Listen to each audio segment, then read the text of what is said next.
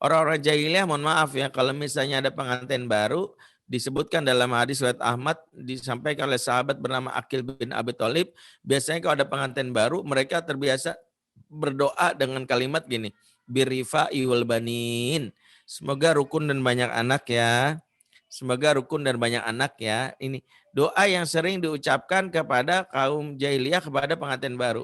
Doa ini mungkin sering juga kita ucapkan walaupun ya bukan berarti hukumnya haram. Para ulama menyimpulkan hukum mendoakan semoga rukun dan banyak anak ini hukumnya makruh. Kenapa makruh? Karena bukan esensinya bukan rukun. Bukan rukun dulu. Karena rukun sebagaimana tadi sudah kita ulas, kalau tidak berkah, ujung-ujungnya rumah tangganya seperti Abu Lahab. Abu Lahab kan the best couple ya, mesra, tapi ternyata ujung-ujungnya neraka. Tapi yang kita harap berkah, karena kalau berkah sekiranya pun ada konflik, karena ingat rumusnya harmonis adalah harmonis bukan gak pernah konflik, salah. Rasulullah rumah tangga terbaik sebagai uswatun hasanah, Rasulullah pun pernah konflik. Makanya resiko berumah tangga pastinya konflik ya. Pasti ya, namanya berumah tangga pasti konflik dengan pasangan, kan pasti ya. Makanya beruntung jadi jomblo ya, nggak pernah konflik sama pasangan kan gitu. Yang ada konflik batin kan gitu. Nah yang jelas bahwa yang namanya konflik pasti, tapi konflik kalau diberkahi akan membuat yang namanya pasangan itu dalam hal ini ya terjaga. Ya, dalam hal ini ibarat pahit, tapi pahitnya jamu, bukan pahitnya racun. Jadi konflik itu ibarat pahit, tapi adalah jamu yang menyehatkan dalam hubungan. Makanya kalau seseorang mengejar berkah, insya Allah dijaga Allah. Termasuk bukan banyak anak. Orang Arab mendoakan banyak anak ya. Anak kalau banyak tapi nggak berkah kan jadi penyebab stroke pertama orang tua. Bahaya. Makanya kenapa yang kita kejar adalah anak itu bukan banyak, anak itu bukan rukun tapi berkah. Karena kalaupun nggak dapat anak sebagaimana Rasulullah kepada Aisyah, tapi dijaga dari hal yang buruk. Dan berkah inilah yang menjadi dasar harmonis di masa-masa kita di masa pandemi. Evaluasi lagi, jangan-jangan konflik selama ini, mohon maaf, bukan karena urusan yang terkait dengan urusan teknis. Ini saya ceritakan satu contoh ya. Ini jadi pelajaran. Ada salah satu selebgram lah datang ke saya. Yang gak usah kepo ya orangnya siapa ya. Yang jelas dia cerita betapa dia ya followernya udah puluhan juta bahkan.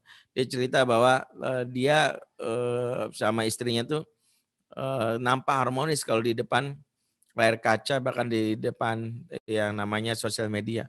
Tapi sebenarnya sudah 2 minggu ini sudah bertengkar, bahkan ada rencana dalam waktu dia datang itu sudah menggugat cerai. Nah dia datang ke saya dengan cerita, saya sudah ke psikolog 19 kali Ustadz.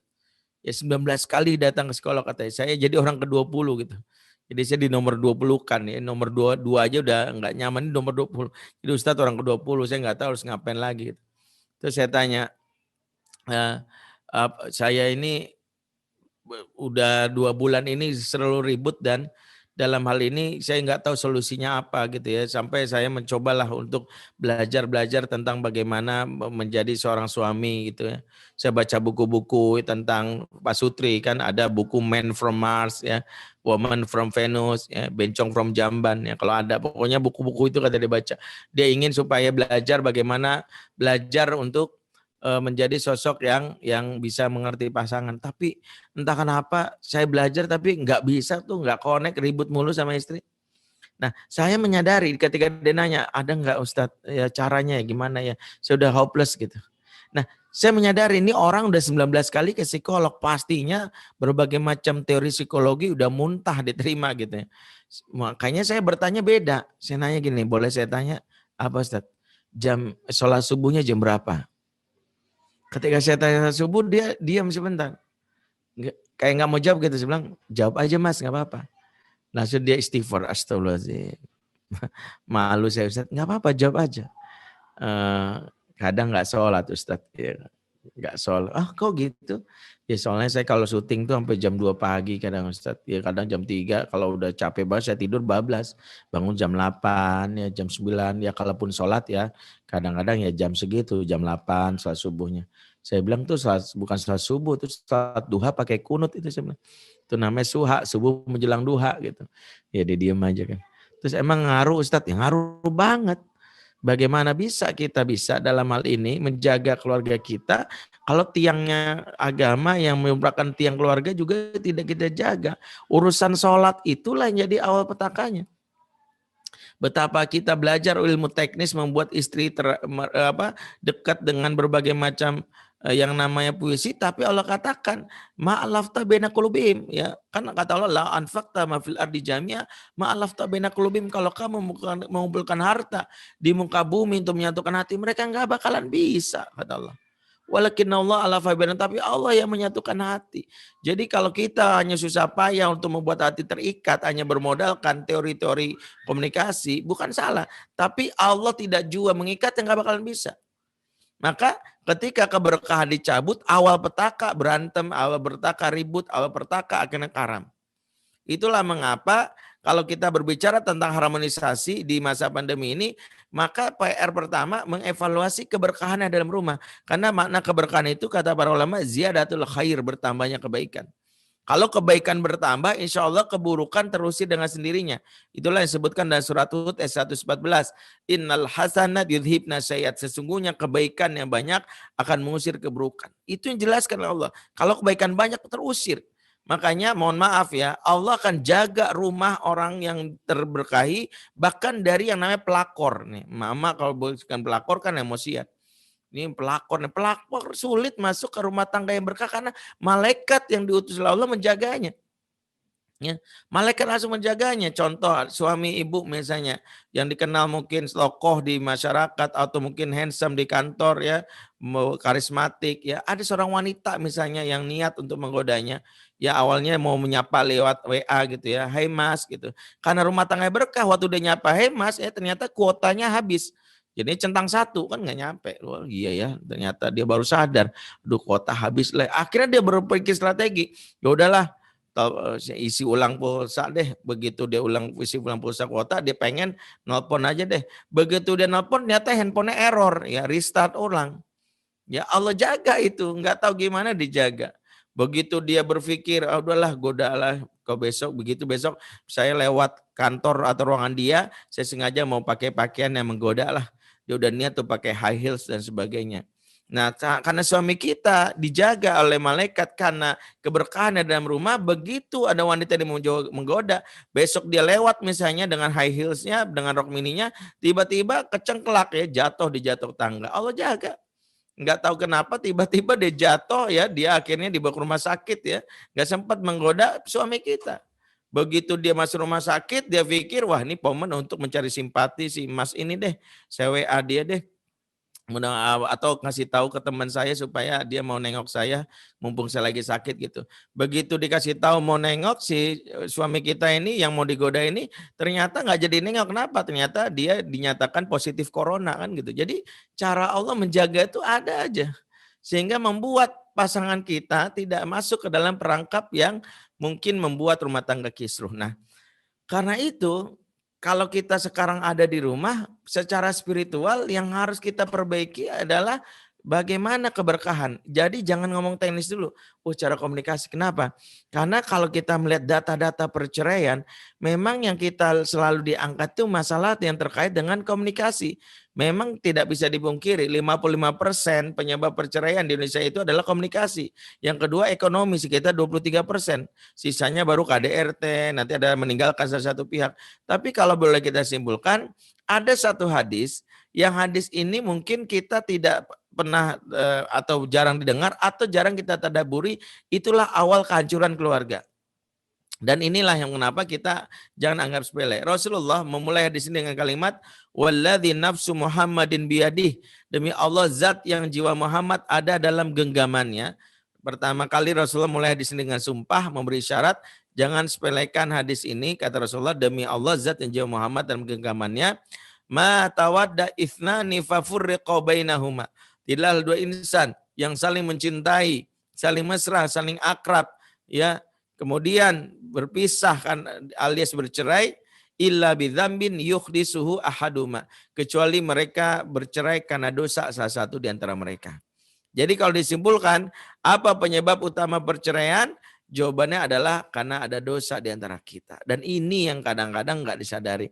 Ternyata dalam hal ini Kita harus sudah memahami bahwa apa yang menyebabkan seseorang itu terjadi perceraian, salah satunya adalah karena dosa salah satu di antara mereka. Jadi bukan karena masalah ekonomi, bukan masalah komunikasi.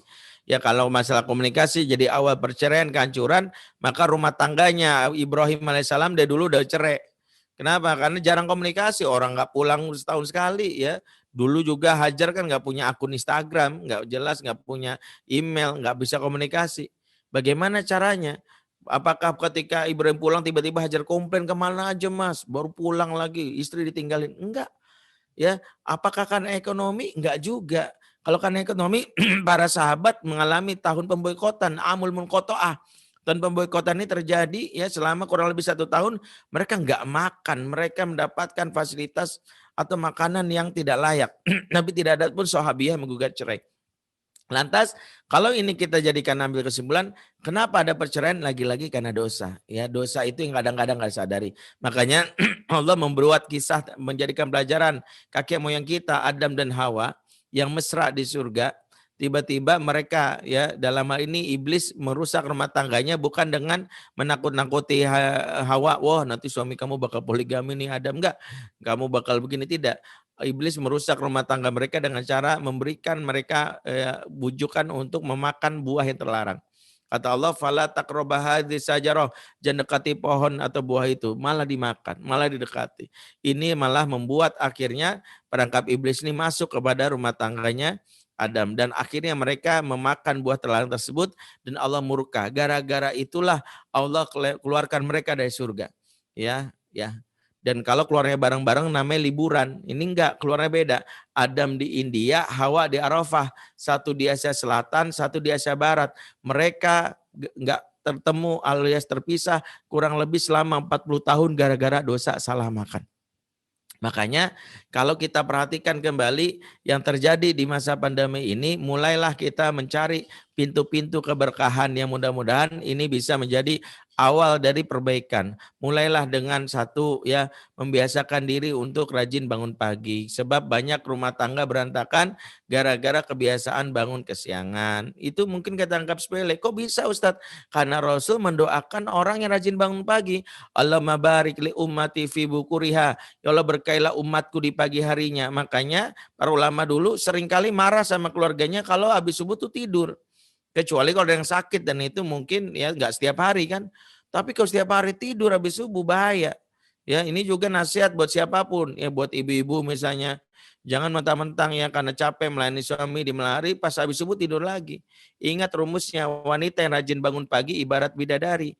Tapi kalau tidur lagi bidadari gagal audisi. Nah ini bahaya.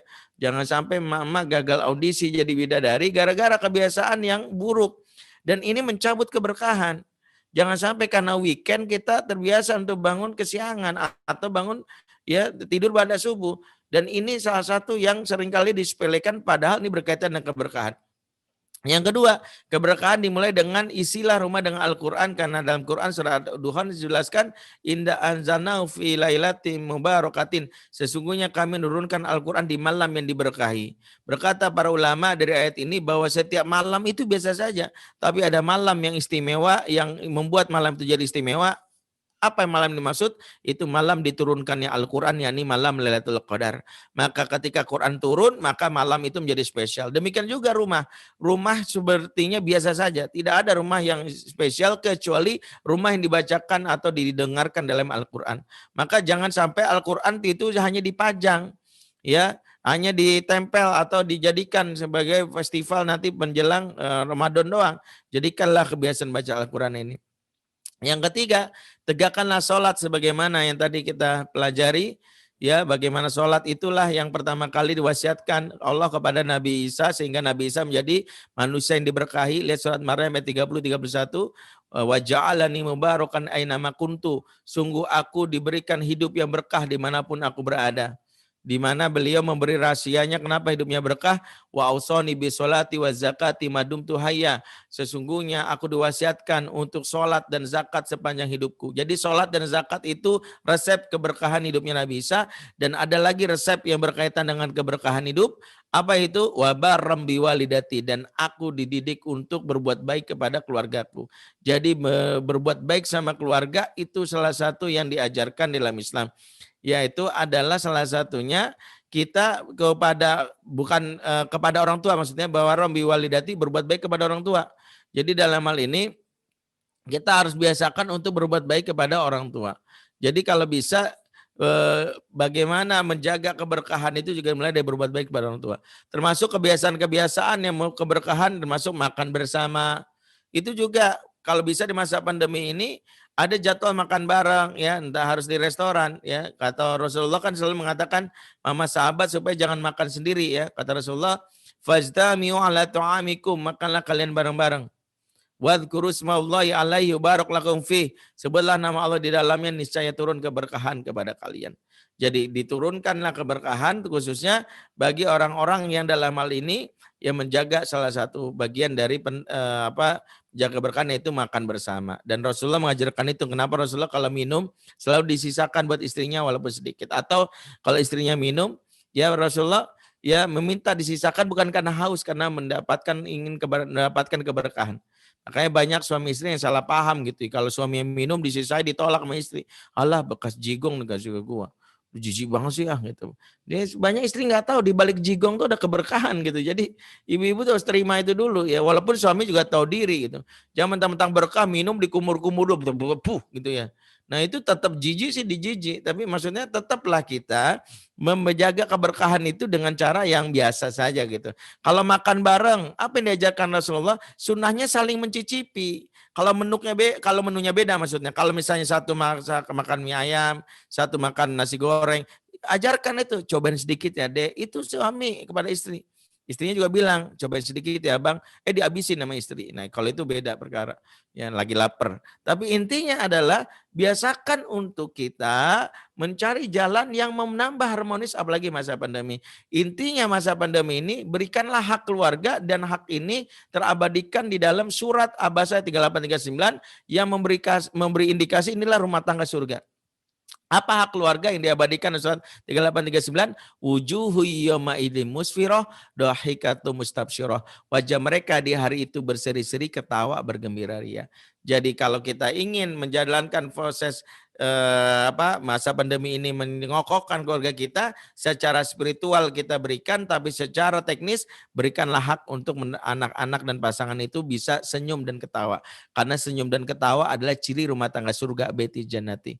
Rumah tangga yang tidak bisa ketawa justru baiti nari. Karena Allah ceritakan hum yastarihuna fiha, penduduk neraka itu suka berteriak-teriak kesakitan di dalamnya. Maka siapa rumah tangga yang banyak teriakan, air mata, tangisan, itu adalah ciri rumah tangga neraka. Maka pastikan hari ini pasangan kita senyum, anak kita senyum. Mulailah dari senyum bersama pasangan. Ya, suami istri memahami perannya, bagaimana suami ya tugasnya, jadilah ayah yang menyenangkan, suami yang menyenangkan. Bahkan Rasulullah memberikan suatu jaminan pahala, kata Rasulullah, kullu syai'in laisa lahu fihi min dzikrillah laibun walahun. Segala sesuatu yang tidak ada zikir kepada Allah di dalamnya sia-sia belaka kecuali illa, kata Rasulullah. Apa pengecualiannya? Mula abatur rojul ma'a ahlihi, canda tawa seseorang kepada anggota keluarga. Jadi canda tawa kepada anggota keluarga itu berpahala. Ya, jadi pastikan ini kita lakukan. Bahkan Rasulullah dalam sebuah riwayat ada sahabat yang memiliki akhlak luar biasa. Nama sahabatnya Zaid bin Sabit, berkata kawannya, "Ma ra'aitu ahadan ajalla idza jalasa ma'al qaumi wala afkah fi baitihi min Zaid bin Sabit." Saya belum pernah melihat laki-laki yang lebih gagah saat berada di depan kaumnya, tapi lebih kocak saat di rumahnya dibandingkan Zaid bin Sabit. Jadi Zaid bin Sabit itu kalau di hadapan koleganya dia berwibawa, gagah. Tapi di rumahnya bapak atau suami yang kocak atau menyenangkan. Jangan kebalik, mohon maaf bapak-bapak termasuk buat saya. Jangan sampai sama kawan-kawan kita bisa ngakak, gila nama anak istri, makan, sholat. Kebalik, ini bukan akhlak seorang kepala keluarga. Justru yang terbaik di rumah itu bikin ketawa. Jangan sampai ngobrol sama anak membuat anak tegang, nggak betah anak. Karena ketawa bagi anak itu udah kayak NKRI harga mati. Kalau nggak dipenuhi di rumah, dia cari tongkrongan. Makanya bikin anak ketawa itu salah satunya, bikin istri ketawa. Ya jangan ngobrolan di meja makan terlalu tegang. Ada bapak ngobrol di meja makan, pertanyaannya serius banget. Nah, menurut kamu inflasi ekonomi berapa persen? Stres tuh anak, ya Allah Pak, Sri Mulyani aja nggak bisa jawab pertanyaan ini. Nah Bapak nanya ke saya, kan ini mbak anak sampai curiga, ini jangan-jangan Bapak nih ya, Kim Jong Un lagi nyamar nih kan gitu. Gue tinggal di Korea Utara apa ya, sampai berpikir tegang banget hidup. Nah janganlah kita membuat rumah tangga kita menjadi rumah tangga yang tegang seperti itu. Afwan karena waktu yang membatasi, saya ada agenda lain ya pukul 13.00, tapi waktu kita cukuplah untuk membahas sebuah paradigma baru, memahami bagaimana sejatinya mengelola keluarga di masa pandemi, spiritualitas yang diabaikan. Yang kedua, secara teknis bikinlah keluarga kita happy seperti surat Al-Baqarah ayat 38 dan 39. Mudah-mudahan bermanfaat. Salam saya terutama tadi buat Ibu Lin dan ibu-ibu dari pengajian Al-Wiqoyah ya yang sudah hadir ya sampai ya berterima kasih sekali bisa menyimak dari awal dan mudah-mudahan keluarga dari para ibu-ibu nih yang mengikuti pengajian Al-Wiqoyah ini juga para bapak-bapak ini ya bisa menjadi rumah tangga yang diberkahi. Ya aku qouli hadza fastaghfirullaha wa lakum. Assalamualaikum warahmatullahi wabarakatuh.